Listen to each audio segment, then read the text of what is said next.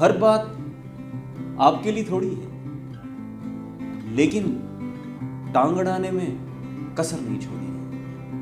क्या कोई मजबूरी है या बस राय देना जरूरी है?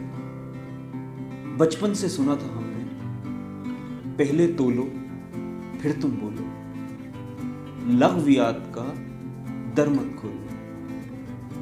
दिल आजारी से बेहतर है जाकर अपना मुंह ही धो लो।